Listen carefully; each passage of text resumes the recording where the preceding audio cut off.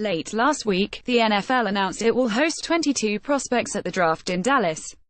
The list features most of the big names we've expected for the last year, with QB Baker Mayfield and old Quentin Nelson being the most notable absences, plus one of this year's biggest surprises, a WR-turned who grew up and played 4 hours south of that stadium.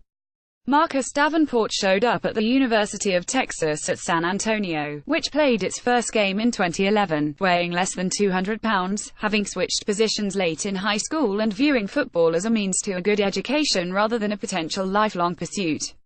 But as a roadrunner, he added 60 pounds while turning into a game-wrecking pass rusher who most believe has not yet hit his ceiling.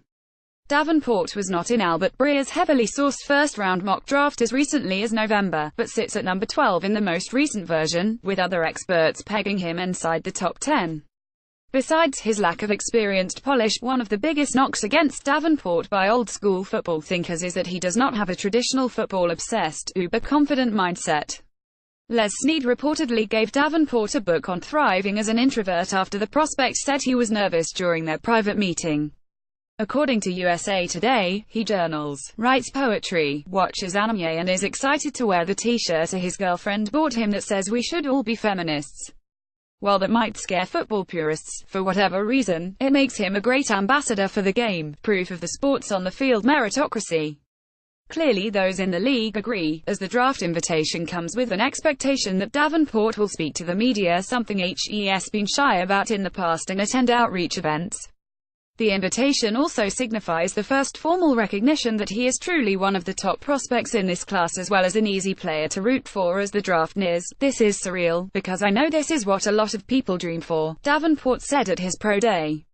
"This wasn't necessarily my dream, but it's growing into one. Not getting this newsletter in your inbox yet? Join the MMQB's Morning Huddle.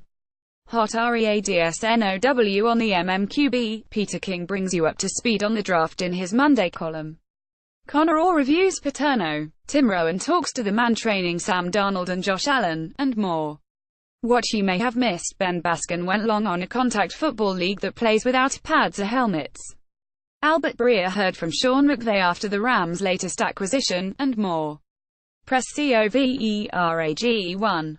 Linebacker Thomas Davis, one of the most beloved players in Panthers franchise history, admitted to failing an NFL drug test due to an estrogen blocker, he claimed, though he said he believed he was taking supplements within the rules. He will sit out the first 4 games of his 14th and possibly final. Scott Fowler considered how this will affect Davis' legacy in Charlotte. Point 2. Jerry McDonald is reporting that the Raiders' decision to move on from Marquette King was about finances, rather than personality, writing that the team opted to allocate his $3 million to a cheaper punter and more talented special teamers. It's a convincing argument. Point 3. After trading away Brandon Cooks, the Patriots have added wideout Jordan Matthews, who previously played for the Bills and Eagles. Point 4.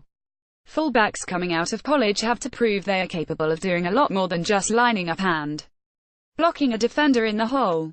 Michael Rothstein talked to a few. Point 5. The Browns have traded yet another QB, this time sending Kevin Hogan to Washington in exchange for a beneficial swap of 6th-round picks.